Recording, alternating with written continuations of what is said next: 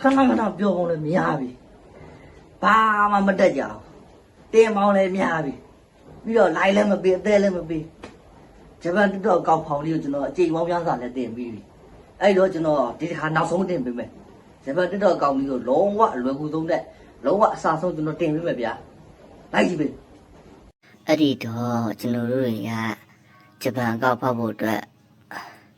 ကိုကောက်ရင်တော့ဘာချီမီရင်တော့ချီမီအစ်စ်ပြန်ဖောက်မှာပေါ့နော်ချီမီအစ်စ်ဖောက်ဖို့အတွက်လည်းတည်တည်ပါပါမလို့ကျွန်တော်တွေကချီမီရဲ့မှာလော့အောက်တော့ထွက်ပြီးတော့အကောက်တဲ့တကောက်ဖောက်မှာပေါ့နော်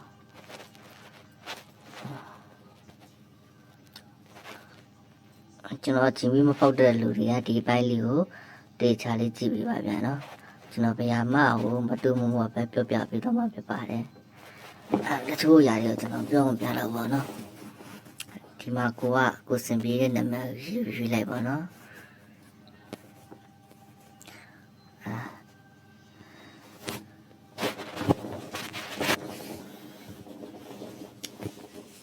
အဲ့ဒီတော့ကျွန်တော်ဒီမှာပတ်တီး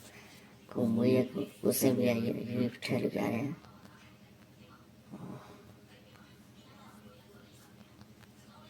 ဒီအမင်္ဂလိပ်ရောက်ချလေးရှိမယ်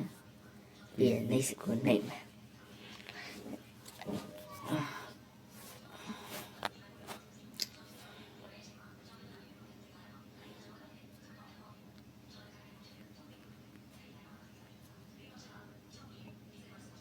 ဒီပတ်စဝလေးကိုမှတ်ထားတော့ကျွန်တော်ရှင်ပြီးပတ်စဝလေးကိုမှတ်ထားတော့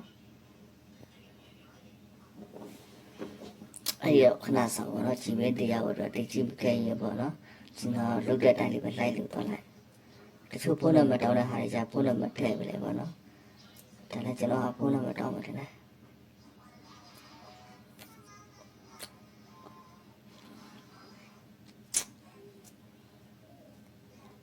nice okay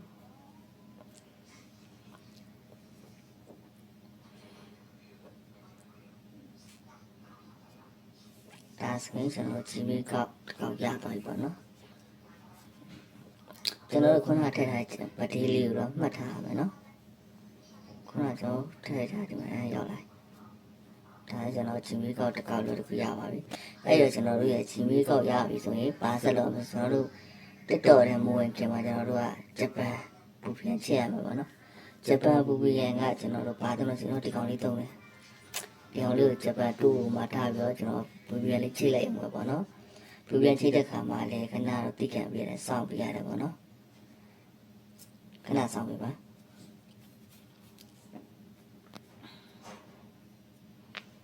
ကျွန်တော်တို့ဂျပန်တက်တော်တဲ့ဟိုမှာဆိုရင်ကျွန်တော်တို့ကဂျပန် location ပြောင်းမှရအောင်ပါနော်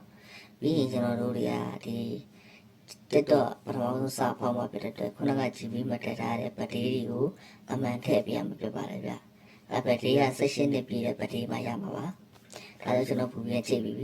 ပြန်ချိန်ပြီးဆိုတော့တက်တော်လည်းသွားမယ်မဟုတ်ဘူး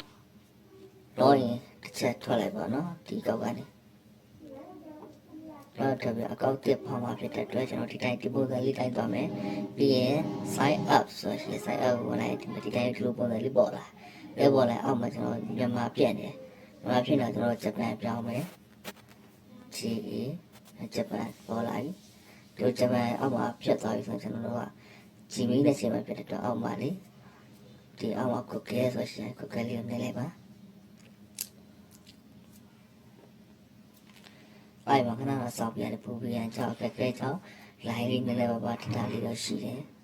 အဲ့တော့ကျွန်တော်ဒီလိုပေါ်လိုက်ပါတော့ခုနကကျွန်တော်အသေးပေါက်ထားတဲ့ချင်းလေးကိုလှမ်းပြီး join လိုက်မယ်ပေါ့နော်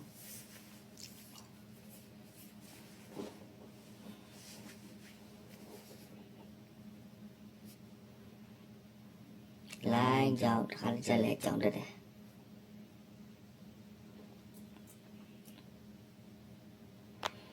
ခဏတိကျနေပါ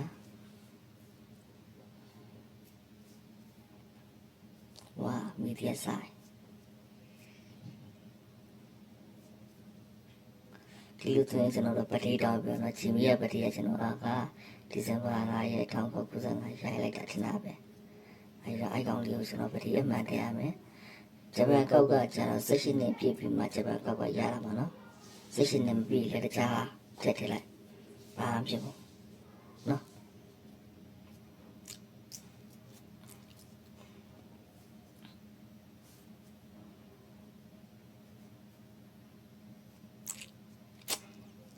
ကျွန်တော်လောစချော်ရီကိုကိုချော်လို့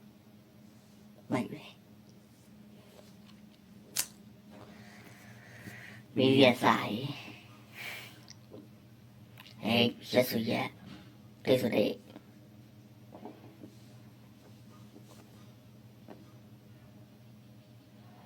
အဲ့တော့ကျွန်တော်ဂျပန်တစ်တော့ကောက်ကတော့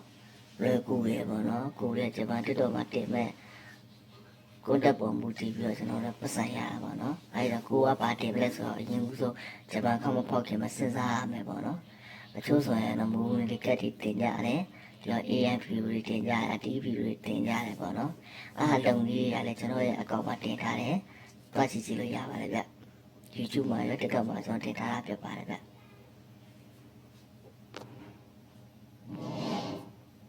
ဘာရမှာခေါ်မင်းပြောဒီမှာကျွန်တော်တို့က name ပြောင်းခါလိုက်ရကျွန်တော်တို့ဒီ name ပဲထားလိုက်မယ်ဂျပန်ဆိုပြီးထားလိုက်မယ်အဲ့မှာကျွန်တော်တို့ဂျပန် TikTok အကောင့်ဟုတ်မဟုတ်ကျွန်တော်တို့ရာလူပုံစံလေးတော့ကျွန်တော်ဆက်ရမှာဖြစ်ပါတယ်ဗျနော်ဂျပန် TikTok ဆက်လိုက်ရင်ကျွန်တော်တို့ရဒီမှာပေါ့တော့မင်းတုံးရောလေးရှိတယ်ပြီးတော့စတင်ရပါတယ်ပဲစီရှိတယ်ပြီးရင်အကောင့်ဆိုတော့နေမှာပေါ့နော်အကောင့်ဆိုတော့နေအပေါ်မှာပေါ့နော်ကျွန်တော်ဒီ profile လေးနဲ့ကိုယ်ကနေတော့အပေါ်ဆုံးကဟာအောင်ဆက်နေလိုက်ပါဆက်နေလိုက်တော့ဒီမှာပေါ့နော်အကောင့်ဝီချင်နဲ့အကောင့်ဝီချင်ကကျွန်တော်ဂျပန်ဝီချင်ပြောသွားပြီအဲဒီတော့ဂျပန်ကောက်ပြတ်သွားပြီအဲဒီတော့ကျွန်တော်တို့ဘာဆက်လုပ်မလဲဆိုရင်ဗီဒီယိုဆက်တင်ပြီးတော့အလုပ်လုပ်လို့ရပါပြီဗျကဲအားလုံးပဲဒါလေးကဤပညာရမယ်လို့ထင်တယ်အလွယ်တကူပြတ်သွားတယ်ဆိုရင်အားလုံးလိုက်ပြီးလုပ်ကြည့်ပါဂျပန်အကောင့်တစ်ကောက်မှာအခုချိန်မှာဝယ်မယ်ဆိုရင်2000 3000ပေးရတာကိုတိုင်းဖောက်ပါဆိုရင်ဘယ်တော့မှမပေးရဘူးနည်းနည်းလေးအချိန်လေးပဲပေးရတယ်ပေါ့နော်အဲ့ဒါလေးကိုလာပြောပြတာပါကြည့်အားရပြီကျေးဇူးများတင်ပါတယ်အားလုံးပဲမင်္ဂလာပါ YouTube ကဥဒလောအချောင်သမားတွေလုံးဝလက်မခံတော့ပါဘူးဟုတ်ပါတယ်ဒီစကားလေးကိုကျွန်တော်ပြောရရင်ကတော့ YouTube ကဥဒလောဒီဖြက်လန်းလေးနဲ့ live ပြီးတော့ဗီဒီယိုတင်တဲ့လူတွေကိုလက်မခံတော့ပါဘူးလုံးဝတင်းကျပ်လာပါပြီအဲ့ဒါလေးကိုကျွန်တော်အသေးစိတ်လေးပြောပြမှာဖြစ်ပါတယ်ဗျ YouTube မှာကျွန်တော်ရေရှည်တည်ကြနေတယ်ဆိုရင်မပြတ်မနေတည်ထားမှအချက်လေးကိုအရေးကြီးဆုံးပဲဖြစ်ပါတယ်အဲ့ဒါတွေကဘာလဲဆို YouTube မှာသူတို့တွေကကိုယ်ပိုင်ဗီဒီယိုတွေတင်မယ်ကိုယ်ပိုင်အတန်တွေနဲ့လုပ်မယ်ကိုယ်ပိုင်ဗီဒီယိုတွေကိုကျွန်တော်တို့ edit လုပ်ပြီးတော့တင်တာကိုပဲသူကလက်ခံတာဖြစ်ပါတယ်ဗျ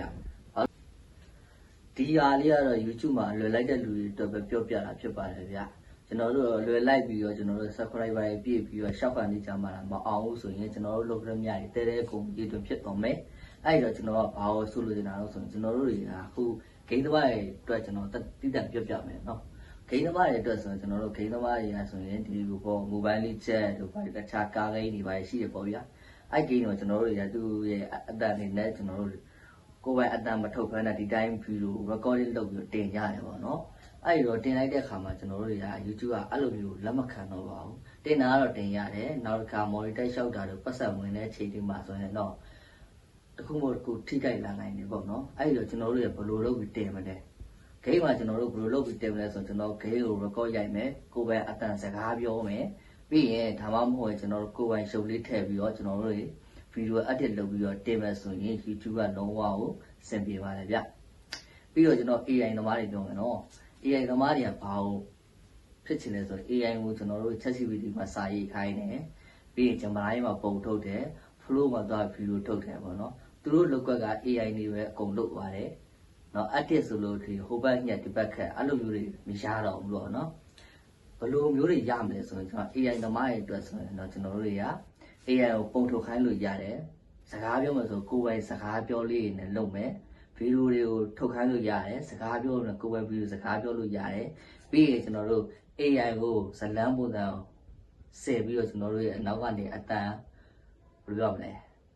မူဗီကက်ပုံစံမျိုးတွေနောက်ခံစကားပြောလေးနဲ့လုပ်မယ်ဆိုရင်လည်းအဆင်ပြေတယ်ပေါ့နော်